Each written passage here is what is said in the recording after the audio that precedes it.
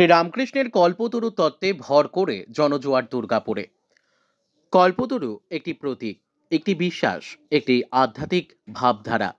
হিন্দু পুরাণে কল্পতরু সেই অলৌকিক বৃক্ষ যার কাছে মানুষের মনস্কামনা পূর্ণ হয়।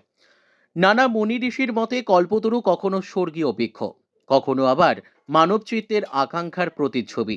এই কল্পতরুর তত্ত্বকেই শ্রীরামকৃষ্ণ পরমহংসদেব 1886 সালের 1 জানুয়ারি জীবন্ত রূপ দিয়েছিলেন।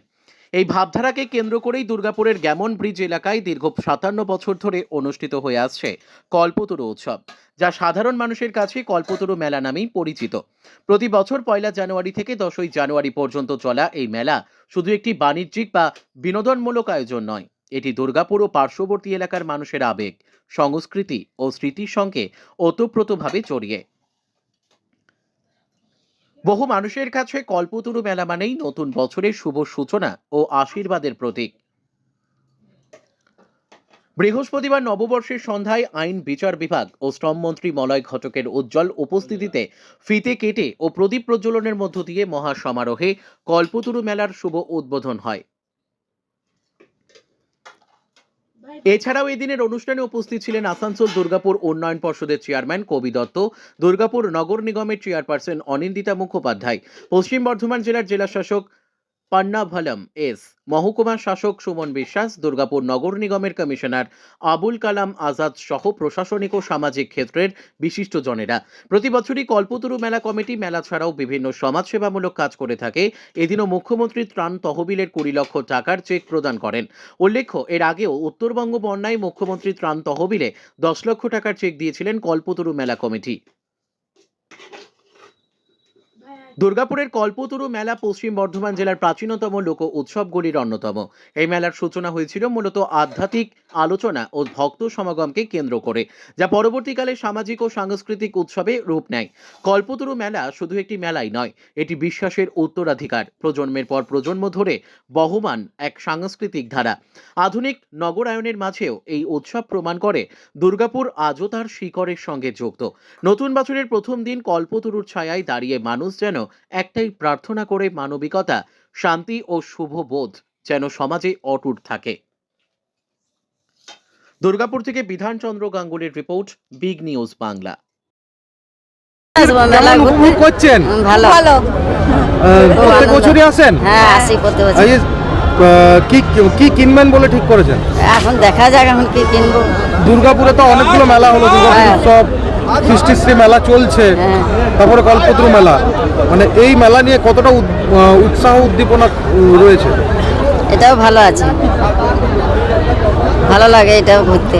এখন কি কিনলেন কিছু? হ্যাঁ, দেখি আমি কি কিনবো। ঘুরতে ঢুকলাম। আপনার নাম কি? মনসা দাস। হ্যাঁ, মনসা দাস। বাড়ি কোথায়? জামবেদে, বাঁকুড়া জামবেদে। হ্যাঁ, মুখার্জি আছেন, আবুল কালাম আজাদজি যিনি কর্পোরেশনের কমিশনার, এসডিও দুর্গাপুর আছেন, ডিএম পশ্চিম বর্ধমান এক্ষুনি চলে গেলেন, আরও আছেন আমাদের রাষ্ট্রপতি পুরস্কারপ্রাপ্ত এই অঞ্চলের 2 শিক্ষক, 4 শিক্ষক, রাষ্ট্রপতি পুরস্কারপ্রাপ্ত 4 শিক্ষক এই অঞ্চলের আজকে উপস্থিত আছেন। আছেন আমাদের দুর্গাপুর মিউনিসিপ্যাল কর্পোরেশনের প্রাক্তন কাউন্সিলর ভাই এবং বোনেরা, এবং আজকে এই মেলায় উপস্থিত কল্পতরু মেলার যে শুভ উদ্বোধনী অনুষ্ঠান, সেই অনুষ্ঠানে যারা উপস্থিত আছেন সেই সুধীবৃন্দ। দেখুন, কল্পতরু উৎসব এই নামটা এসেছে শ্রী শ্রী রামকৃষ্ণর কল্পতরু হওয়ার থেকে। এই 1 জানুয়ারি আজকের দিনে শ্রী শ্রী রামকৃষ্ণ কল্পতরু হয়েছিলেন, এবং সেই কল্পতরু বৃক্ষ কাছে যা প্রার্থনা করা যায় সেটাই পাওয়া যায়।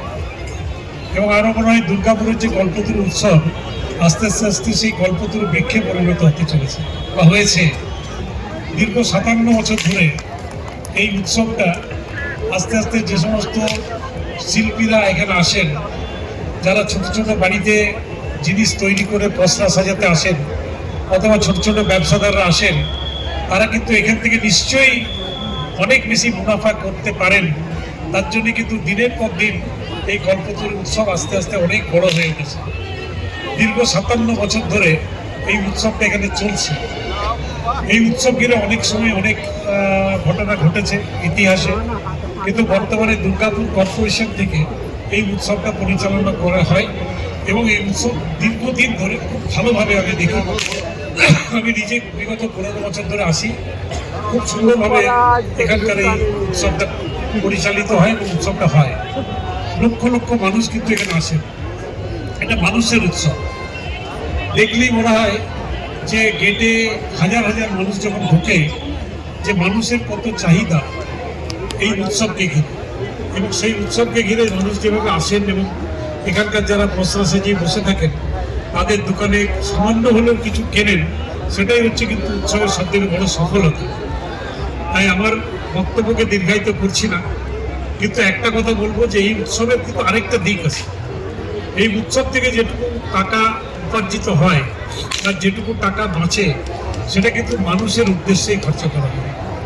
আমি জানি এই অঞ্চলের অনেক স্কুল, সেই স্কুলগুলো রিপেয়ারিং থেকে শুরু করে, সেই স্কুলে গেট বসানোর থেকে শুরু করে বিভিন্ন স্কুলে বিভিন্ন খাতে কিন্তু এই উৎসবের টাকা খরচা করা হয়।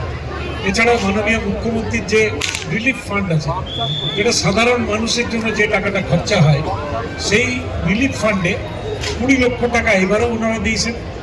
গতবার রিলিফ ফান্ডে 20 লক্ষ টাকা দিয়েছিলেন, পরে উত্তরবঙ্গে যে ডিজাস্টার হয়েছিল, বন্যা হয়েছিল, তার জন্য আরও 10 লক্ষ টাকা ওনারা দিয়েছিলেন, 30 লক্ষ টাকা ওনারা দিয়েছিলেন। এই যে টাকার যেটা বাঁচে, সেটা যে মানুষের জন্য আবার ফিরিয়ে দেওয়া, মানুষের কাজে লাগানো, এর জন্য কিন্তু তাদের আরও অনেক বেশি ধন্যবাদ প্রাপ্য। আমি সেই ধন্যবাদ তাদেরকে দিতে চাই এবং আগামী দিনে এই উৎসব আরও বড় হোক, আরও সুন্দর হোক এবং এই উৎসবের মাধ্যমে আরও মানুষের কাজ হোক, এটাই আমি কামনা করে সকলকে ধন্যবাদ জানিয়ে আমার বক্তব্য